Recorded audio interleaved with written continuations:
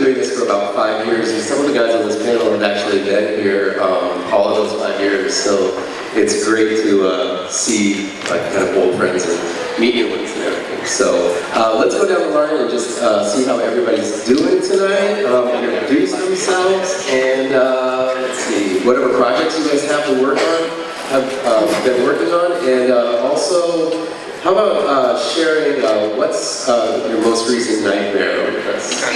Okay. Most recent.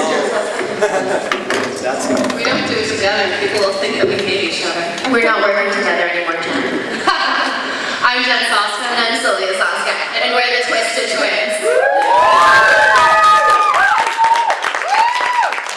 I've paid all these people to react that way. I paid everyone, and they're quiet, some of them. We're probably failed actresses. We're director, writer, producers, and we made a film called Dead in a Trunk and recently American Mary. I have really weird tentacle nightmares. I don't know why. I think it's because I watch too much hentai porn, but it's never been a problem before. So I was dreaming that I was going to see a doctor, and when he lifted up my skirt, instead of having like normal lady parts, there was like an Ursula thing there, and it ate him. I don't know what that means, but it probably means that I'm not going to be dating anytime soon. I think that was just like a message from God, like, just focus on work. I think it means you watch too much hentai. No such thing. Fair. What about your nightmare? I would have really boring work-related nightmares, like the publicity of my films being mishandled kind of things, or they put the or is or the font is wrong on a poster, and it's like, so yeah, it's not very great ones, but sometimes I have ones and I'm like, oh my god, that's not the poster I approved of. Pretty terrifying. I'm Mark Miller, not to be confused with Mark L. Miller, though it does happen frequently. By all accounts, he's doing a wonderful job writing Next Testament. Let me see. What's the question? Nightmares or projects? Most recent nightmare. Most recent nightmare. Let's see. I was driving in a car, and I saw a demon-possessed person coming the opposite way on the street, and I kept saying, "Don't look, don't look." And I looked up, and the second I looked at them, they turned their head, looked straight at me, and flipped their car around for a U-turn and started coming right for me. That was but right now, I'm working on Clive Barker's Next Testament, co-writing with the Master of Horror, which is pretty cool. And, former writer of Hellraiser, which I then asked this man to come work on it. He's doing a phenomenal job, so I'll hand it over to him. I'm just loud. I don't usually use the microphones, but my name is I write Witch Doctor for Robert Kirkman's imprinted image, and like Mark's mentioned, I'm also... Witch Doctor is ridiculously good. Oh, thank you. I appreciate it. I wouldn't go that far. There's a lot of layers. I don't know if you understand. But I also am co-writing the Hellraiser ongoing series with Clive Barker. And then I've got like 3 or 4 other projects that I'm not allowed to talk about because they haven't gotten announced yet, but they're all awesome, and I'm excited. My last nightmare, so Witch Doctor is a horror medical drama, and this involved a lot of research into medical and biological stuff. And my last memorable nightmare involved somebody had dropped a baby that was infected with HIV, and it had kind of splattered and gotten inflected blood all over the place, and I was sent in to clean it up. And I was wearing like scrubs and like hospital shoes, and had to clean up this horrible, bloody HIV baby mess. I've never had a dream like that before, and I really hope I don't ever have another dream like that. The end.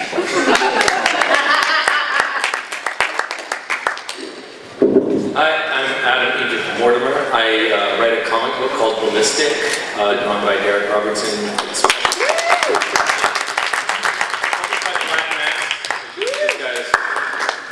Whatever.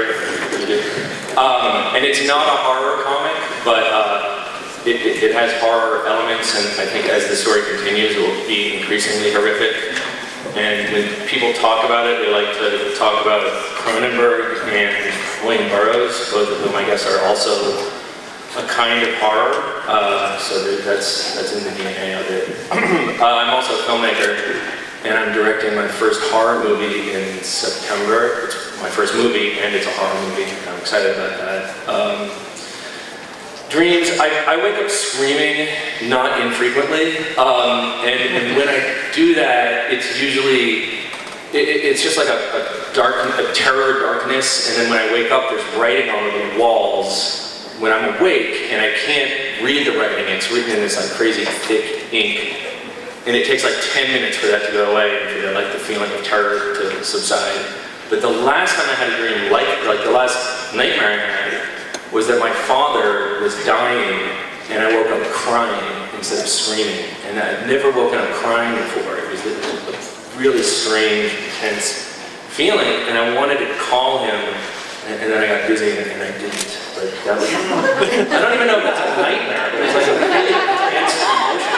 It's just like, Because you're all set. anyway, so it's, Bummer.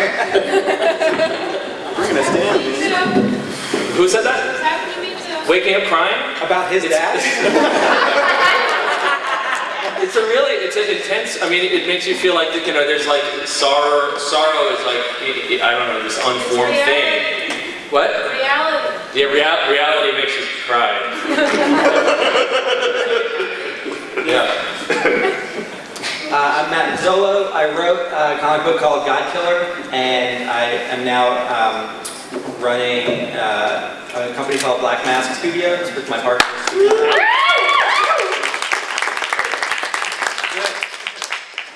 With Steve Niles and Greg Gerwitz. And we just did a book, a horror comic that's like a horror crime hybrid called 12 Reasons to Die with Ghostface Killah and RZA from Wu-Tang Clan. And my nightmare most nights is that anything on that project is fucked up. My name is Tim Seeley. I'm a comic book writer and artist. I did the book Hack Slash for 9 years, and I and I do a host of other stuff, pile of stuff. I actually don't ever remember my dreams, and I don't think they're hardly ever scary. I guess I have a really charmed life. The only thing, last night I had a dream, it involved the only thing I remember, it involved San Diego Comic-Con. An ex-girlfriend I had to impress, which I did, but it was an ex-girlfriend from grade school. I don't think that really counts as a relationship. It did to her, man. And then trying to find a parking spot. There you go. It was really horrifying stuff. Well, the way this usually works is I'm going to ask a couple of questions for our panel here, and then I'm going to throw it out to you guys. So you guys come up with some good questions for these guys. They're eager to answer those. I won't make this. I know that sounds like a really long, drawn-out, boring answer, but I promise. Wait, is anyone underage here? It says there may be people under 18 years of age here. Does that mean we can cuss? Sure. You won't tell anybody. Oh, she shrugged. Okay. Okay. So this spider, I was getting a glass of milk, and a spider came out, and I was so scared. I was a little girl, and I ran screaming outside, and my grandpa and my dad were outside, and I was like, guys, there is a spider! And they looked at me, and they went, so? And I was like, but I'm scared of it. And then I was like, wait a minute, spiders scare people. But my grandparents told me they wouldn't scare me, and I'm safe. So I started taking spiders, and I would just go over to strangers and be like, look what I found. And people would run away screaming for me. And I loved that feeling. And then when I saw Poltergeist, because I was obsessed with horror movies with my sister, my mom explained what I had seen, and she said it was people's jobs to scare people, and I was like, holy fuck. That's what she needed to swear. I am sold. That is my life. Which it backfired because then we became goreheads. We're like, well, it's just art, Mom. I need to see everyone eviscerated. She's like, no, you don't, Sylvan. You really don't. I obviously grew up with her, and most of my life experiences were very much the same, but horror's always just seemed so fun, and you can actually teach life lessons in horror. You can come so close up to the things that actually terrify you that you can't really get that close up to in reality, and face them and come out safe on the other side. And I really do blame my mom letting us, my mom, her fucking fault. She let us read Stephen King novels when we were little, and he's got this really sick sense of humor, and now I scream and then I laugh like a maniac when I'm scared, and I guess there's just, you know, some weird Pavlov's bell thing that went really wrong. Makes sense to me. I don't know. Because when I was growing up, I couldn't really handle horror. It was too intense for me. And then I wish I could remember what film was the crossover, but there just came a point when it was no, no, no, no, no. I want nothing to do with this. Give me everything you have. And from that point on, I couldn't get enough. It was, it just started with the shitty Charles Band stuff. I think, I thought Dolls was too scary, and then I realized it was just awesome. And then I went to From Beyond, and I think I saw that when I was 9, and that shouldn't happen to a 9-year-old, but it was ridiculous. It was awesome, and I just started going, from gore to the palette evolves, and I think I started out and it was scary, then it was fun, and then I realized, like Saskia said, horror has the power to be transformative. It's awesome. I mean, more than any other genre, I think you have a liberty to carve out a lesson, Yeah. with much blood as you need. Yeah, exactly. Waka waka. Yeah, I mean, there's a lot of different genres. Science fiction, romance, bloody comedies. There's all kinds of different genres, but horror is one of the only ones that is specifically, more than anything else, it's about evoking an emotion. It's like horror and comedy. Comedy's trying to make you laugh, and horror's trying to make you scared. All the rest of them is a whole bunch of trappings and scenery and story structures. But horror and comedy are the two that aren't. And so that's, for me, I really like that about horror, but I also really like that about comedy. You see things and a lot of the horror I do, things like Witch Doctor, there's also a lot of comedy in it. I'm trying to make you laugh, and then I'm trying to make you scared. And so that's one of the things that I really, I think that's honestly what keeps me coming back to horror, is trying, more than anything else, you were trying to evoke an emotion. Yeah, I think what I like about horror is that it's a genre where you can express emotional trauma in a way that feels like what trauma feels like.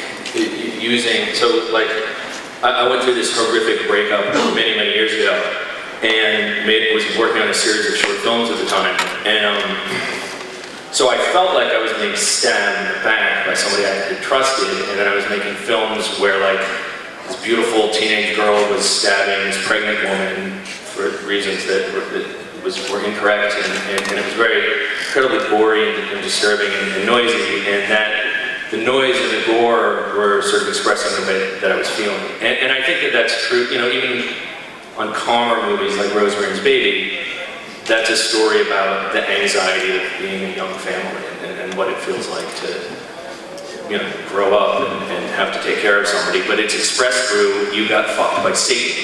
Because that's what it feels like when you're in your life and you're not sure that you're in control of it.